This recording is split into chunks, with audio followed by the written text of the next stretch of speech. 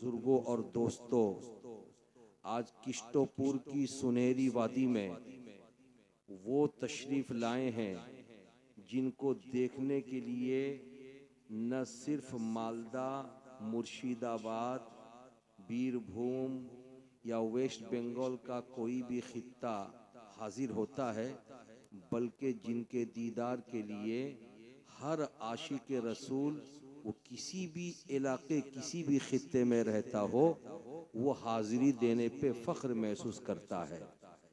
आपकी और हमारी निगाहों के सामने वो बैठे हुए हैं जिनको हुजूर मसरूर मिल्लत का लाडला कहा जाता है, हुजूर दूल्हा मियाँ की अमानत कहा जाता है, जो हजारों की तादाद में आशिकाने मुस्तफ़ा के दिलों पे रह करके हुकूमत करते हैं। यानी मेरी मुराद पीरे तरीक़त रहबरे राह शरीयत हज़रत अल्लामा अलहाज सैयद शाह ख्वाजा मसूद मिल्लत किबला दामत बरकातुहुल कुद्सिया से है। आप हजरात हजरत के दीदार से अपने आप को मुशर्रफ कर रहे हैं। मैं आप लोगों के सामने खड़ा हूँ। इस वक्त 12:30 बज रहे हैं। घड़ी ने अगरचे 12:30 बजा दिया है, लेकिन आप लोगों के हौसलों का अभी 12 नहीं बजा है। ये सारे के सारे जवान और ये बिल्कुल जीता जागता मजमा ये चाह रहा है कि आज हुजूर पीर तरीक़त रहबर राह शरीयत की मौजूदगी में हमें कुछ ऐसी बातें बताई जाएं कि यहाँ आए थे खाली दामन लेकर, यहाँ से लौटें तो अपने दामन को गौहरे मुराद से भर के लौटें। तो हजरात, इंतज़ार की घड़ी अब ख़त्म हुई। सखावत हुसैन बरकाती आपका देरीना और पुराना खादिम आपके सामने हाजिर है। मेरी माँ बहनें भी अच्छी खासी तादाद में बैठी हैं। आइए मैं कुछ अर्ज़ करूँ। अर्ज़ करने से पहले ये बेहतर और मुनासिब समझता हूँ कि सब लोग मिल करके अपने और सारे जहान के मरकज़ अक़ीदत आक़ाए नामदार मदनी ताजदार सैयदे अबरार अखियार शहनशाह ज़ी वक़ार हुजूर ताजदार मदीना राहत क़ल्ब सीना सरकार अहमद मुजतबा प्यारे मुस्तफ़ा जनाब मोहम्मद रसूलुल्लाह और वाहुना फ़िदा सल्लल्लाहु अलैहि वसल्लम की बारगाह में बाआवाज़ बुलंद दुरूद शरीफ का नजराना पेश करें। पढ़े मिलकर अल्लाहुम्मा सल्ले अला मुहम्मदिन बारिक वसल्लिम सलातम व सलामुन अलैका या रसूल अल्लाह सल्लल्लाहु तआला अलैहि वसल्लम सल्लल्लाहु अला नबील उम्मी वालिही व बारिक वसल्लिम सलातम व सलामुन अलैका या रसूल अल्लाह व सल्लम अलैका या हबीब अल्लाह सल्लल्लाहु तआला अलैहि वसल्लम। मुअज़्ज़ज़ सामईन, काबिल कद्र बुजुर्गों और दोस्तों, आपने अपनी दुनिया में अलग अलग नस्लों में रहने वाले इंसानों को देखा होगा। कभी आप YouTube खोलते हैं, मोबाइल खोलते हैं तो काले लोग दिखते हैं, कभी आप खोलते हैं तो गोरे लोग दिखते हैं, और कभी आप खोलते हैं तो सांवले लोग दिखते हैं। अरे बोलो, ऐसा है या नहीं? कभी आप मोबाइल खोलते हैं तो नाटे लोग दिखते हैं, और कभी आप खोलते हैं तो बोलो ना भाई, अरे नाटे के मुकाबले में क्या होगा? ऊंचा लंबा, तो बोलिए ना, लंबे लोग दिखते हैं। हजरात, ये इंसानों की शक्ल है, इंसानों की सूरत है, रंगो नस्ल है, जो पूरी दुनिया में करोड़ों और अरबों की तादाद में अल्लाह ताला ने इंसानों को बनाया। हजरात, इन तमाम इंसानों को ले लीजिए, हर इंसान को एक एक करके आप पूछिए तो वो किसी भी धर्म का हो, किसी भी मजहब का हो, वो अपने आप को हक वाला कहेगा। मैं ही हक पे हूं। अरे बोलो, चर्च पे रहने वाला अपने आप को हक पे कहेगा, मस्जिदों में जाने वाला अपने आप को हक पे कहेगा, मंदिरों में जाने वाला अपने आप को हक पे कहेगा। यानी कोई नाहक का लफ्ज इस्तेमाल करने वाला नहीं, सब अपने आप को हक पे कहने वाले। लेकिन ऐ किश्तपुर आने वालों, मैं तुमसे पूछता हूं, तुम कौन हो? हक पे हो या नहीं हो? अरे बोलो ना भाई, अरे हक पे हो या नहीं हो? अगर आप करबला के आका सरकार हुसैन पाक के गुलाम हो तो हक पे हो। बोलो सुभान अल्लाह। अगर आप बगदाद के गौस के गुलाम हो तो हक पे हो। अरे बोलो ना सुभान अल्लाह। अगर आप अजमेर के खाजा के गुलाम हो तो हक पे हो। अगर आप कटरा के शहनशाह सरकारे दूल्हा के गुलाम हो तो हक पे हो। अगर आप सिद्दीक की सदाकत पर यकीन रखते हो तो हक पर हो। अगर आप उमर की अदालत पर हक यकीन रखते हो तो हक पर हो। अगर आप उस्मान गनी की सखावत पर यकीन रखते हो तो हक पर हो। अगर आप मौलाए कायनात शेर खुदा की शुजाअत व बहादुरी पर यकीन कामिल रखते हो तो हक पर हो। इसलिए कि इंसान अगर हक पर होता है तो बैकग्राउंड को देखा जाता है। बैकग्राउंड में कौन सी चीज है जो चीज इसको हक पे खड़ा करती है। हजरात अगर इसको समझना चाहते हो तो आओ मैं आपको बताता हुआ गुजरूं।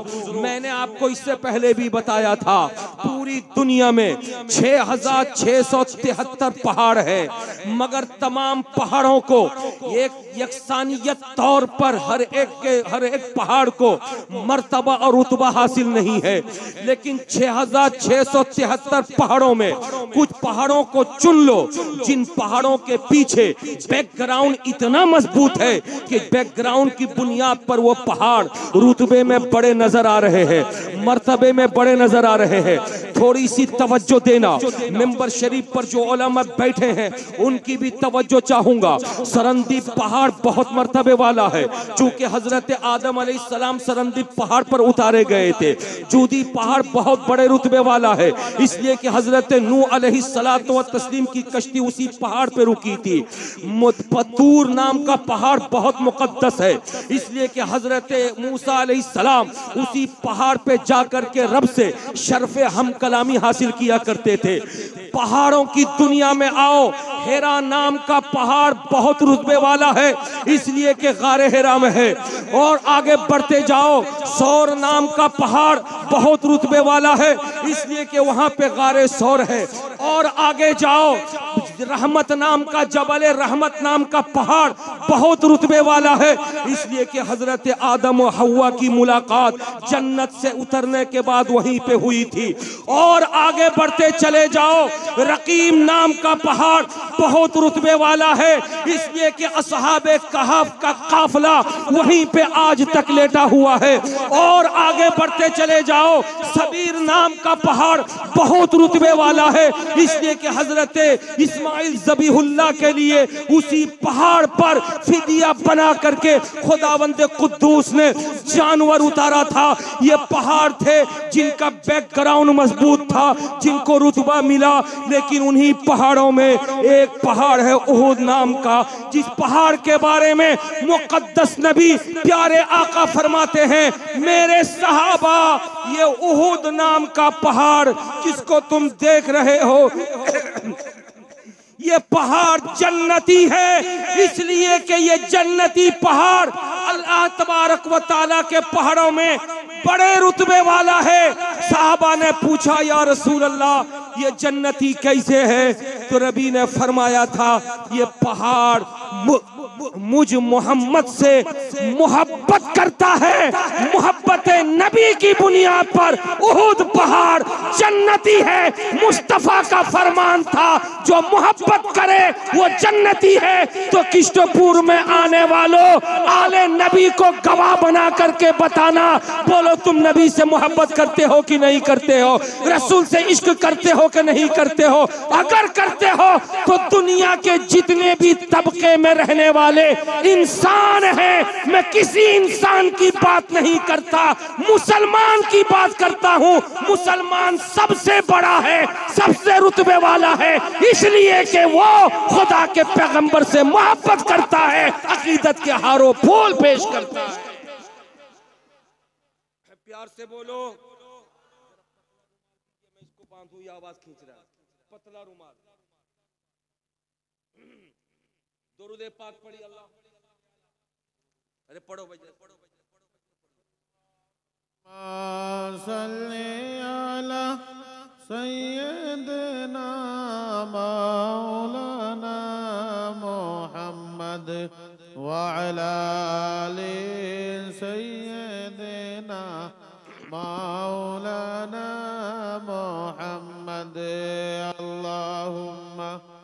सल्ले अला सय्यदना मौलाना मोहम्मद सल्लल्लाहु अलैहि व बारिक व सल्लिम सलातन व सलामन अलैका या रसूल अल्लाह। बोल दो सुभान अल्लाह, बोलो ना भाई, खामोश बैठे हो। कलीमी शहजादो, आपकी शान यह है कि आप जहां रहते हो खामोश नहीं रहते हो, तो किश्तपुर में क्यों खामोश हो गए? प्यार से बोलो, हाथों को लहरा के बोलो, या गौस, या गौस, या गौस। नारे तकबीर, नारे रिसालत, कलीमी दूल्हा। सुभान अल्लाह, सुभान अल्लाह। हजरात तवज्जो हाजिर कीजिए। मुसलमान रुतबे में, बोलो ना भाई, मुसलमान रुतबे में बड़ा है। मोहब्बत करता है तो बड़ा बन गया, मोहब्बत करता है तो बड़ा बन गया। और मोहब्बत चाहती है कि सर से लेकर पांव तक एक एक अंग से मोहब्बत हो। बोलो ना प्यार से। लेकिन ऐ सुन्नियों, आपने इसी दुनिया में देखा होगा कुछ ऐसे लोग भी हैं जो कुर्ता पाजामा टोपी दाढ़ी वाले हैं, मोहब्बत नबी का दावा तो करते हैं, मगर नबी के कान की समाअत पर एतराज, और कहते हैं कि नबी को अगर तुम या नबी कह के पुकारो तो नबी नहीं सुनते। बोलो माज़अल्लाह, क्या ये मोहब्बत है? अरे बोलो ना भाई, मोहब्बत है? नहीं। नबी की आंख की कुव्वते बसारत पर एतराज। नबी की आंख को अल्लाह ने इतनी ताकत दी कि नबी जैसे सामने देखते थे वैसे ही पीछे। अरे प्यार से बोलो ना। लेकिन कुर्ता पाजामा टोपी और दाढ़ी और हाथ में तस्बीह वाला कहता है नबी को पीठ के पीछे की खबर नहीं। बोलो माज़अल्लाह, ये मोहब्बत है? अरे बोलो ना भाई, ये मोहब्बत है। नबी को खुदा ने मालिक के कुल बनाया, जिसे जो चाहा नबी ने दे दिया। सिद्दीक आए सदाकत दिया, उमर आए अदालत दिया, उस्मान आए सखावत दिया। प्यार से बोलो। अली आए शुजाअत दिया, हुसैन आए शहादत का फलसफा दिया। प्यार से बोल जाओ। गौसे आजम पर निगाहे करम पर डाल दिया, गौसियत अता कर दिया। गरीब नवाज पर निगाहे इनायत डाल दिया, खाजगियत अता कर दिया। लेकिन कुर्ता पाजामा टोपी वाला, दाढ़ी वाला, हाथ में तस्बीह लेके दाने को गिनने वाला कहता है कि नबी को किसी चीज का इख्तियार नहीं। ये अकीदे की बात करता हूँ। एक कलीमी शहजादो, इस बात को यकीन के साथ आज सुनना। सिर्फ नाम के कलीमी मत बनना, अपने अकीदे को ठोस रखना, अपने अकीदे को मजबूत रखना। इसलिए कि याद रखो, अगर पीर का फैजान चाहते हो तो जब तक अकीदा दुरुस्त न होगा तो फैजान कलीमी जारी न होगा। अगर फैजान कलीमी को तुम चाहते हो तो अकीदे को ठोस रखो। तो उन कुर्ता पाजामा टोपी दाढ़ी वालों को बता दो कि तू अगर मोहब्बत नबी का दावेदार है तो तू गलत है। मोहब्बत का तकाजा ये है कि मुस्तफा जाने रहमत के चेहरे से भी मोहब्बत हो, उनकी आंखों से भी मोहब्बत हो, उनकी पेशानी से भी मोहब्बत हो, उनके दस्ते मुबारक से भी मोहब्बत हो, उनकी उंगलियों से भी मोहब्बत हो, उनके शिकमे पाक से भी मोहब्बत हो, उनके सरे मुबारक से भी मोहब्बत हो, उनकी जिंदगी से भी मोहब्बत हो, उनकी कब्र से भी मोहब्बत हो, उनकी जात से भी मोहब्बत हो, उनकी आल से भी मोहब्बत हो, उनसे भी मोहब्बत हो, औलाद से भी मोहब्बत हो।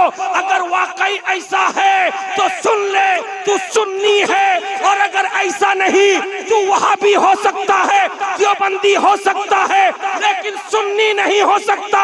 अगर नहीं हो सकता तो सुन ले, रुतबे में तू कुछ भी नहीं है, लेकिन मेरा सुन्नी नबी पर अपने इश्क, अपने प्यार, अपनी मोहब्बत की ऐसी बौछार करता है, कहता है या रसूल अल्लाह, मैं एक क्या हूँ, अगर हजारों जान खुदा दे दे तो एक एक करके आपके कदमे नाज पर डालता चला जाऊंगा। प्यार से बोलो। और जो बड़ा बन जाता है खुदा ने उसी के लिए जन्नत की बहारें बनाई हैं। आला हजरत लिखते हैं तुझसे और जन्नत से क्या मतलब, वहां भी दूर हो, हम रसूलुल्लाह के, जन्नत रसूलुल्लाह की। अर्शे हक है मसनदे रिफात रसूलुल्लाह की, देखनी है हश्र में इज्जत रसूल। तब आप बड़े बन गए, अरे बोलो ना भाई, बड़े बन गए। अब्बा घर में बड़े हैं ना, अरे बोलो ना भाई, अब्बा घर में बड़े हैं कि आप बड़े हैं, अरे बोलो ना। यहाँ महफिल में कौन बड़ा है? अबे अब्बा बेटा साहब जो भी सुन्नी सब बड़ा रुतबे में, अरे बोलो ना भाई, रुतबे में सब बड़े, जो भी सुन्नी रुतबे में बड़ा, पीर भी बड़े, मुरीद भी बड़ा, इमाम भी बड़ा, मुक्तदी भी बड़ा, अरे बोलो ना भाई, प्यार से बोलो ना। टीचर भी बड़ा, स्टूडेंट भी बड़ा, सब बड़े।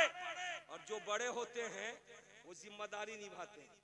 एक बात मुझको बोलो, बताओ, आपको फिक्र होती है कि अम्मा दोपहर में क्या बनाएगी? आपको फिक्र होती है कि अम्मा रात में खाना क्या बनाएगी? आपको फिक्र होती है कि नाश्ते में क्या बनाएगी? अरे बोलो, फिक्र होती है? नहीं। नाश्ते का टाइम हुआ, माँ नाश्ता लाओ, खाने का टाइम हुआ, माँ खाना लाओ, रात का खाने का वक्त हुआ, माँ खाना लाओ। क्या बनाना है ये मैं नहीं जानता, अब्बा जानते हैं, अम्मा जानती हैं। इसलिए कि जो बड़ा होता है जिम्मेदारी वही निभाता है। हजरात, अगर इस बात को आपने समझ लिया है तो मुझे कह लेने दो, जब खुदा ने मोहब्बत नबी के तुफैल आपको बड़ा बनाया है, मुझको बड़ा बनाया है, तो हम सब पर कुछ जिम्मेदारी आयद होती है। उस जिम्मेदारी को निभाना ये आप पर भी जरूरी है, ये मुझ पर भी जरूरी है। उस जिम्मेदारी को कायम रखना ये आप पर भी जरूरी है, मुझ पर भी जरूरी है। जिम्मेदारी को निभाने के लिए हम और आप चलो आगे बढ़ते हैं, और जब आगे बढ़ते हैं तो माँ भी आगे बढ़ेगी, बाबा भी आगे बढ़ेगा, और बढ़ने के बाद जिम्मेदारी निभाएगा। लेकिन जिम्मेदारी कैसे निभाएगा? जिम्मेदारी निभाने के लिए हमें कुछ सहारे की जरूरत है। वो सहारा अल्लाह ताला ने अता कर दिया अपने महबूब के तुफैल, और जब अता किया है तो अल्लाह के रसूल फरमाते हैं, क्या फरमाते सुनो, ऐ मेरे सहाबा, मैं दुनिया से जा तो रहा हूँ मगर तुम्हारे बीच में दो चीजें छोड़ के जा रहा हूँ। साहबा ने पूछा, या रसूल अल्लाह वो कौन सी दो चीजें हैं? नबी फरमाते हैं कि एक मेरे अहले बैत हैं, मेरे घर वाले हैं, दूसरा अल्लाह ताला का मुकद्दस कुरान है। अरे प्यार से बोलो, एक है मेरे घर वाले और दूसरा अल्लाह का, अरे प्यार से बोलो, अल्लाह का मुकद्दस कुरान। हजरात, आज तो अल्लाह के घर वाले बैठे हमारे सामने, कछौचा चले जाओ नबी के घर वाले, कटरा शरीफ चले जाओ नबी के घर वाले, मारारा शरीफ चले जाओ नबी के घर वाले। हजरात, ये तो हम दुनिया में नबी के घर वालों को देख रहे हैं। अगर कब्रों में देखना हो, बगदाद चले जाओ नबी के घर वाले, अजमेर चले जाओ नबी के घर वाले, पंडवा चले जाओ नबी के घर वाले। ये नबी के घर वाले हैं, इनको हम जब तलाश करते हैं, कटरा जाते हैं तो ये हमें मिलते हैं, या जब हम गुजारिश करते हैं ये हमारे यहाँ तशरीफ लाते हैं तो हमें मिलते हैं। लेकिन खुदा का मुकद्दस कुरान वो हमारे घर में मौजूद है, हमारे ताक पर मौजूद है। लेकिन इंसाफ के साथ बताना, रसूलुल्लाह की औलाद का दीदार करने वालों, नबी के शहजादे को माथे की आंखों से देखने वालों, जरा कलेजे को हाथ में लेकर बताना, महीने में कितनी मर्तबा कुरान का दीदार करते हो? जरा इंसाफ के साथ बताना, महीने में कितनी मर्तबा कुरान खोल के तिलावत करते हो? मैं सिर्फ तुमसे नहीं पूछ रहा हूँ, जहाँ मर्दों से पूछ रहा हूँ वहाँ पाकीज़ा औरतों से भी पूछ रहा हूँ। ऐ पाकीज़ा माँ बहनों, जरा सा तुम भी बताना, तुम्हारे हाथ में एक तरफ मोबाइल होता है, जिस मोबाइल के अंदर इंडियन सीरियल के साथ साथ पाकिस्तानी सीरियल का भरमार भी रहता है। बोलो बोलो, सीरियल को त्याग के, सीरियल को लात मार के दिन भर में कितनी मर्तबा कुरान की तिलावत करती हो? बताओ जरा सा, हफ्ते में कितनी मर्तबा कुरान खोलती हो?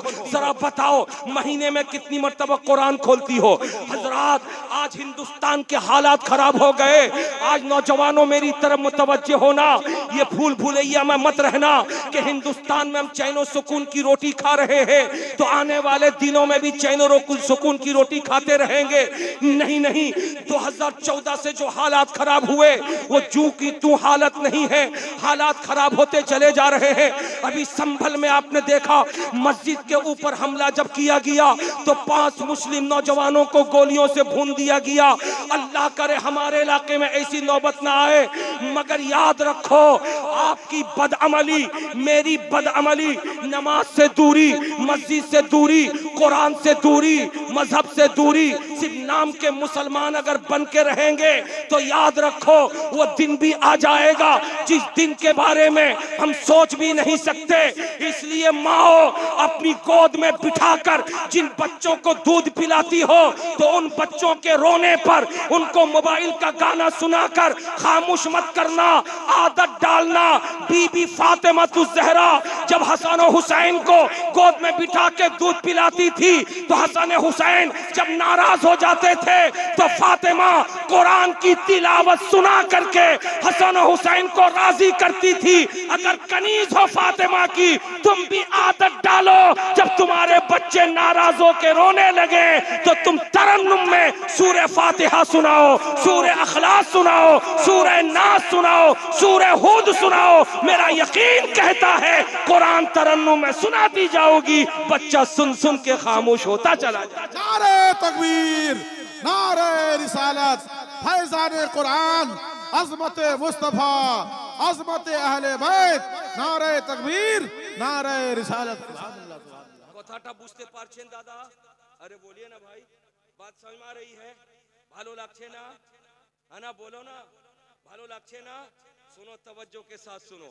आप कुरान से दूर, मजहब से दूर, सुन्नियत से दूर, एतिकाद से दूर, हमें अच्छा कपड़ा मिलना चाहिए, अच्छा लिबास मिलना चाहिए, हमारे लिए कीमती घड़ी होना चाहिए, A1 मोबाइल होना चाहिए। एक मोबाइल से काज चलबे ना, दूटा मोबाइल चाहिए, डबल सिम चाहिए।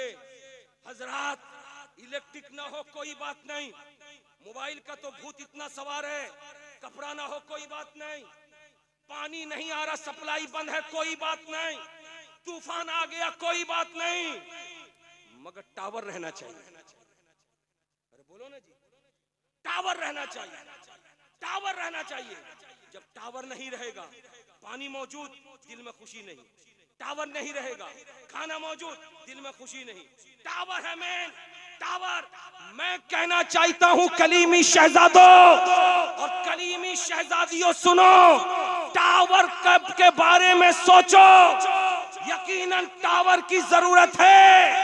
जो टावर से खाली है वो बेघर है, और जिसके पास टावर है वही घर में है।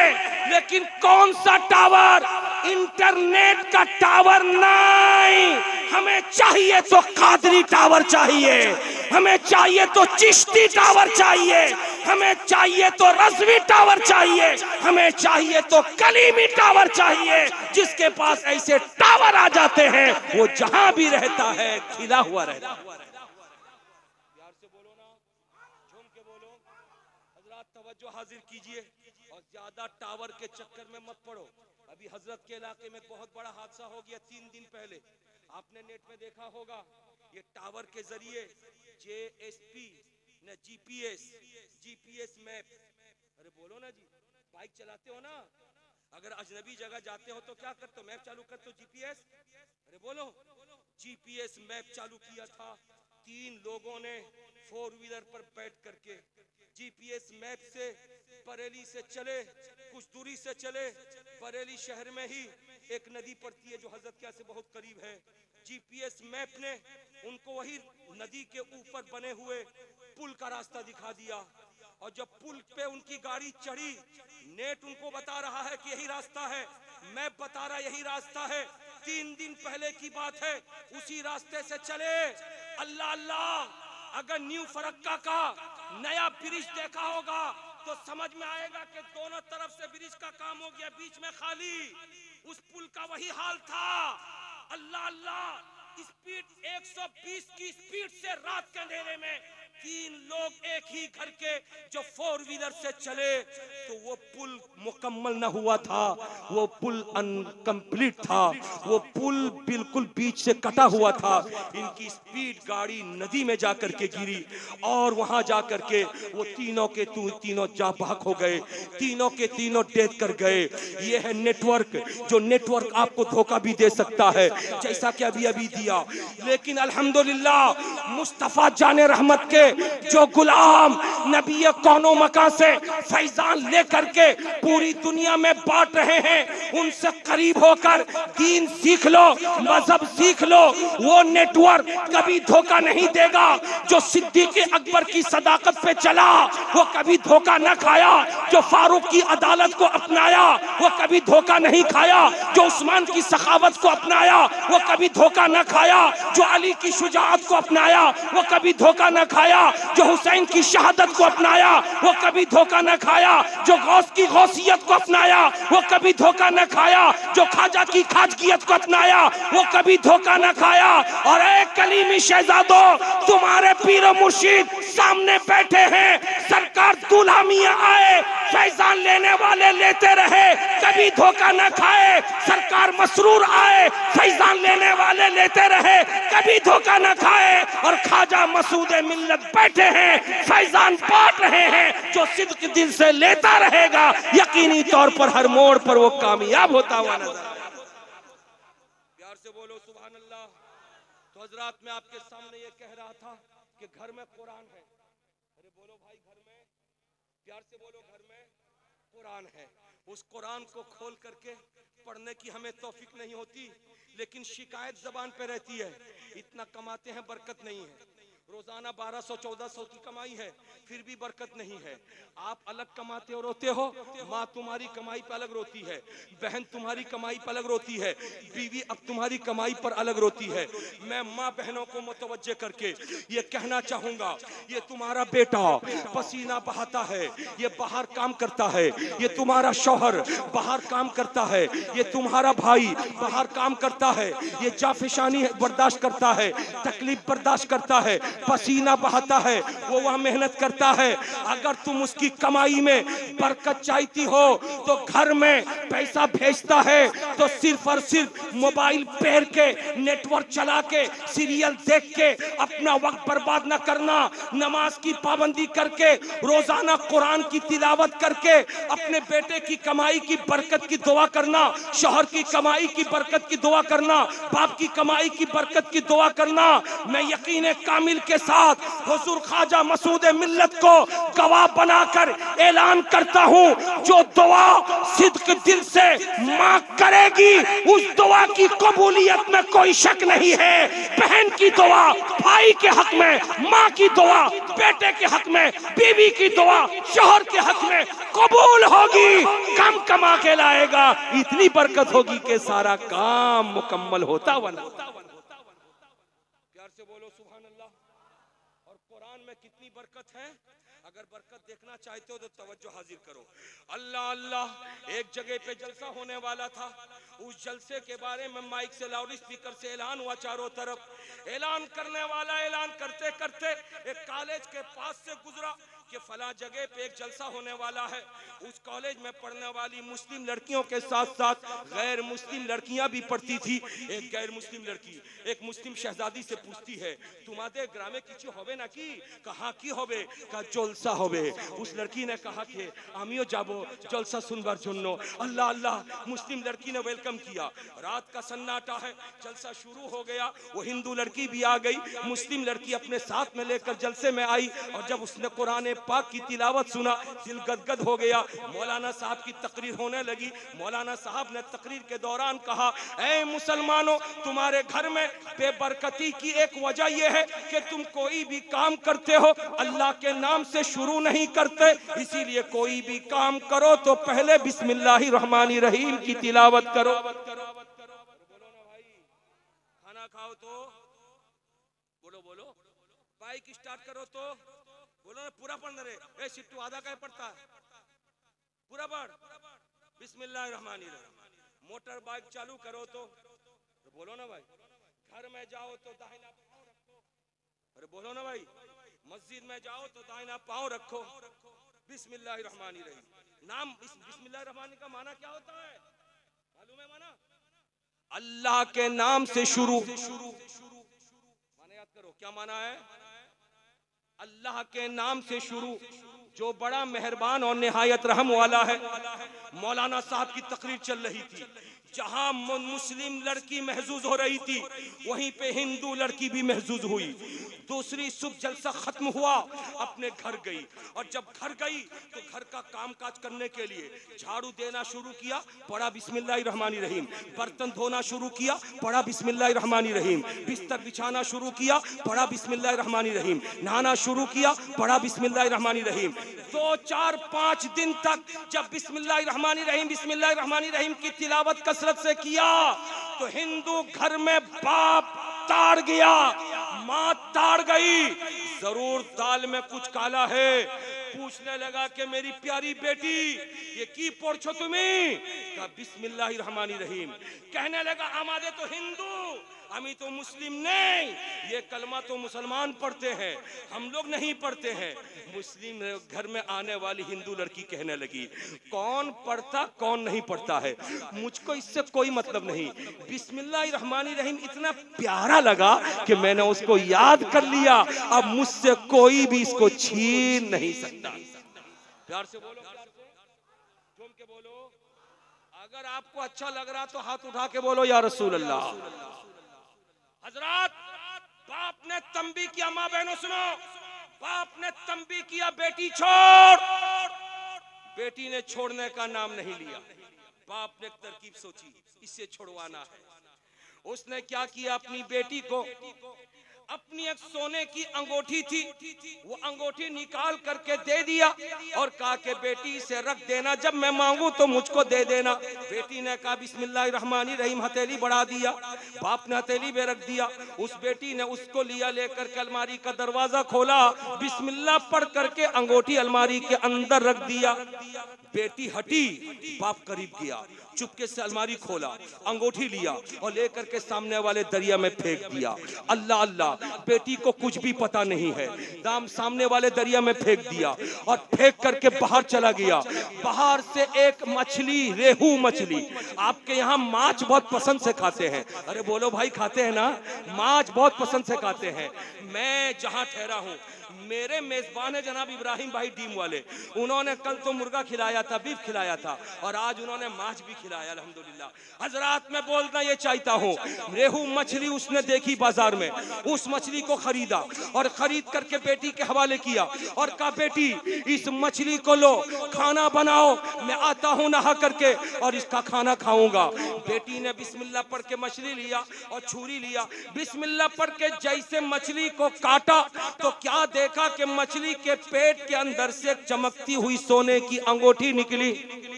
झूम के बोलो। अब बेटी तरद्दुद में है, या अल्लाह ये अंगूठी कैसी? याद आया कि बाप की अंगूठी, नहीं नहीं, बाप की अंगूठी तो मैंने अलमारी में रखी है। दौड़ी हुई गई, अलमारी खोला, देखा जगह खाली है, अंगूठी नहीं है। समझ गई यही अंगूठी है, लेकिन माजरा क्या है अल्लाह बेहतर जानता है। उस अंगूठी को लिया और लेकर कमरे के अंदर गई और जाकर के उसने जो कहा था, बहनों सुनो तवज्जो के साथ, उसने कमरे के अंदर परवरदिगार को पुकारा था, मेरे मालिक को मौला, मैं नहीं जानती कि अंगूठी यहाँ से कैसे गायब हुई, लेकिन दोबारा मेरे हाथ में जब आ गई है, ऐ मेरा परवरदिगार तेरा कलाम सच्चा है। मेरी मुस्लिम सहेली जो इस्लाम रखती है, मैं इस्लाम से दूर थी, लेकिन परवरदिगार इस बंद कमरे के अंदर आज मैं दिल की अथाह गहराई से इस्लाम कबूल करके मुसलमान बनती हूँ। अंगूठी को लिया और लेकर के उसने अलमारी के अंदर रख दिया। बाप आया था, रात का खाना खाया था, खाना खाने के बाद डंडा निकाला और निकाल करके बीवी को बुलाया और कहा कि देखना मेरी प्यारी बीवी, अभी अभी तेरी बेटी को हमेशा के लिए बिस्मिल्लाह छुड़ा दूंगा। उसने डंडा उठाकर बीवी को बुलाया, बेटी को बुलाया और कहा कि बेटी अंगूठी ला के दो। जैसे बेटी अलमारी की तरफ गई, बाबा खुश होने लगा, कहने लगा देखो खुशी से तो गई है मगर खाली हाथ वापस आएगी और कहेगी बाबा अंगूठी कहाँ है मुझको पता नहीं, मैंने रखा तो था, अब मैं डंडा उठाऊंगा और पीटूंगा और कहूंगा बिस्मिल्लाह पढ़ना याद रहता है मगर अंगूठी तूने कहाँ रखी तुझको याद नहीं है। लेकिन हालात बदल गए थे। वो लड़की मुस्कुराती हुई अंगूठी लेकर के आई, बाप के हाथ में दिया, बाप ने हथेली पे अंगूठी लिया और लेकर के एक नजर लड़की को देखता है, दूसरी नजर अंगूठी को देखता है, एक नजर ले बेटी को देखता है, दूसरी नजर अंगूठी को देखता है, देख करके पूछता बेटी बोल ये अंगूठी तू कहां से लाई, बेटी बोल अंगूठी तू कहां से लाई, बेटी बोल अंगूठी तू कहां से लाई। अभी वो पूछ रहा था, बेटी तो खामोश थी मगर गैब से आवाज आती है, ओ अल्लाह के बंदे बेटी से जिरा मत कर, तूने बेटी को अंगूठी दिया था, बेटी ने अलमारी में रखा था, तूने गायब करके दरिया में लेके फेंका था। खुदा की मखलूक मछली दरिया में रहती है, अल्लाह ने मखलूक मछली को हुक्म दिया था उस अंगूठी को निकल जा, वो अंगूठी निकल गई थी। एक शिकारी जाल फेंका था, वही मछली पकड़ में आई थी, वो शिकारी बाजार लाके बेचा था, तू ही खरीदार बन करके गया था, मछली घर लाया था, बेटी के हवाले किया था, बेटी ने गले को चाक किया था, अंगूठी मिल गई थी। इतना सुनना था, 3 फीट जमीन को छोड़ा और छोड़ करके जप लिया और कहा बेटी अब देर मत कर, मुझको कलमा पढ़ा के मुसलमान बना दे। बेटी बोल रही थी बाबा किस बुनियाद पर कलमा, तो बाबा कह रहा था कि मैंने सुना है पूरे कुरान में 6666 आयतें हैं लेकिन बिस्मिल्लाहिर्रहमानिर्रहीम एक आयत है।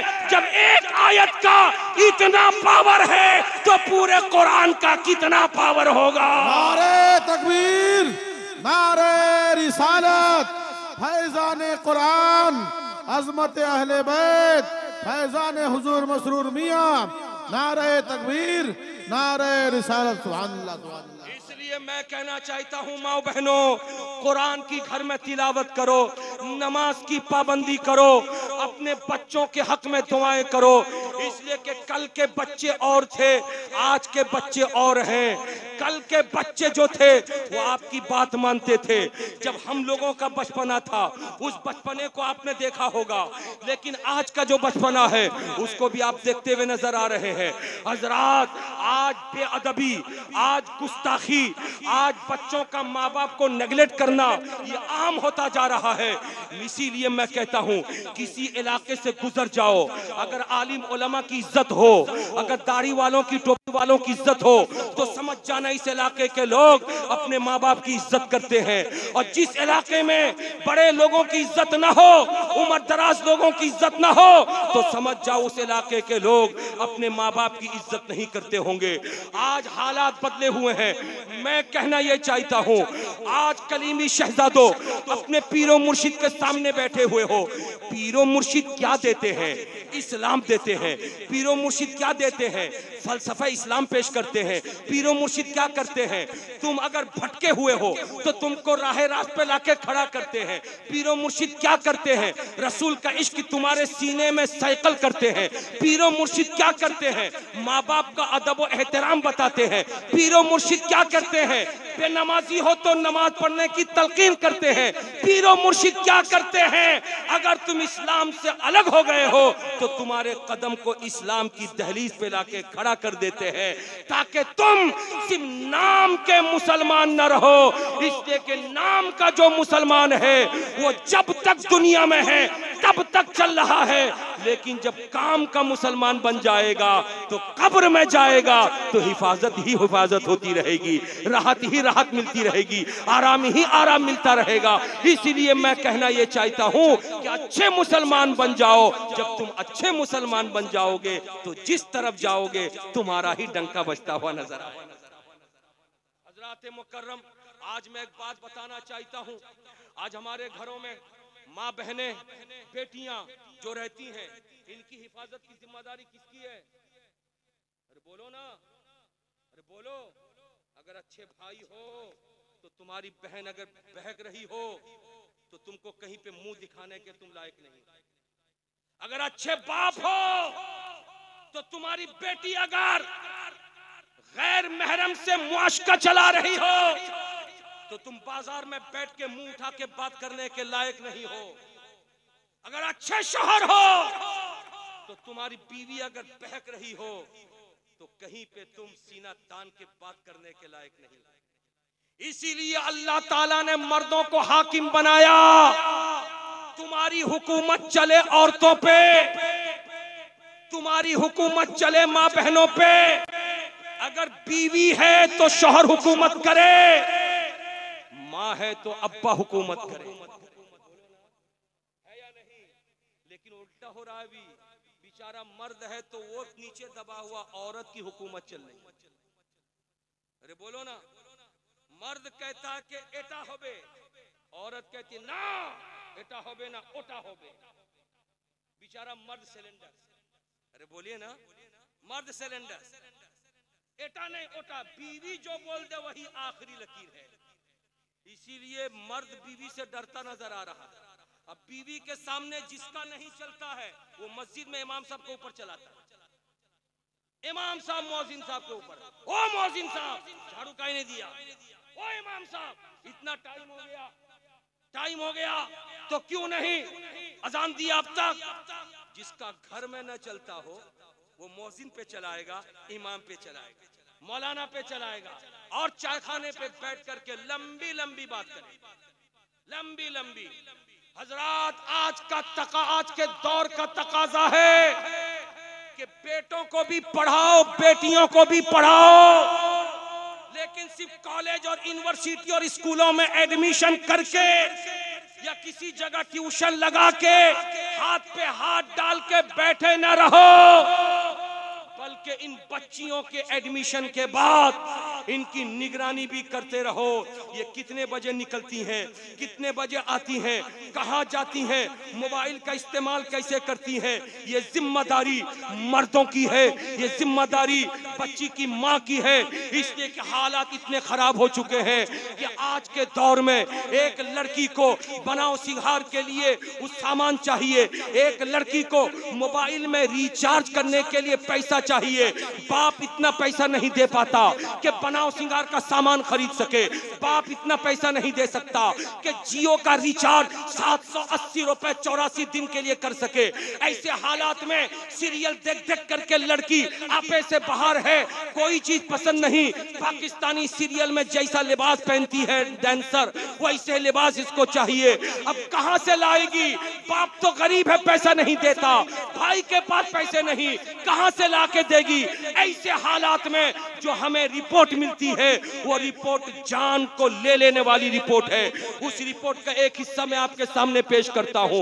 ये पेश करके बताना चाहता हूं कि आज के दौर में संभलने की जरूरत है।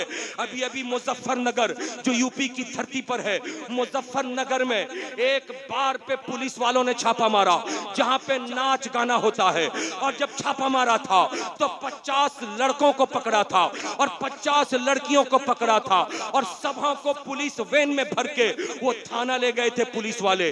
और लाइन पे खड़ा करके जब एक एक करके नाम लिखना शुरू किया तो हालात कैसे बने थे, तवज्जो हाजिर करना। हालात ऐसे बन गए थे कि जब लड़कों की फहरिस्त तैयार हुई तो 50 लड़कों में 49 यानी 49 लड़के गैर मुस्लिम थे, एक लड़का मुसलमान था। और जब लड़कों की फहरिस्त पूरी हो गई, लड़कियों की जब फहरिस्त लिखना शुरू किया, आप अभी खून के आंसू रो देंगे। हालात कितने बद से बदतर हो गए जब लड़कियों की फहरिस्त उन लोगों ने तैयार किया। अल्लाह अल्लाह, 44 यानी 44 लड़कियां मुस्लिम घर की थी और 6 लड़कियां सिर्फ गैर मुस्लिम घर की थी। मैं पूछना चाहता हूं, आखिर मुस्लिम घर की बेटियां इतना आपे से बाहर कैसे हो गई है? आखिर हमारा कब्जा कमजोर क्यों हो गया है? हमारा कब्जा आज नॉर्मल क्यों हो गया है? रसूल कौनैन सल्लल्लाहु अलैहि वसल्लम का फरमान सुनो, आखिरी वक्त में ऐसा आएगा, लड़कियों को, औरतों को तुम नंगा देखोगे, बेलिबास देखोगे, शर्मो हया उनके करीब ना होगी। आज वही दौर आ गया। इसलिए अगर मर्द हो मर्द तो याद रखना, सिर्फ उम्दा क्वालिटी का कपड़ा तुम पहन के निकलो, ये मर्दानगी नहीं है। 3-3 मोबाइल जेब में लेके निकलो, ये मर्दानगी नहीं है। और अपने मोछ दाढ़ी को काला करके निकलो, ये मर्दानगी नहीं है। बूट सूट पे निकलो, ये मर्दानगी नहीं है। अगर मर्दानगी देखना चाहते हो तो तुमको जो भी मयस्सर हो तुम पहन लो, खा लो, पी लो, रह लो, लेकिन तुम्हारे घरों की औरतों को इज्जत मिल जाए तब तुम्हारी मर्दानगी है। घरों की औरतों को आबरू मिल जाए तब तुम्हारी मर्दानगी है। घरों की औरतों को हया मिल जाए तब तुम्हारी मर्दानगी है।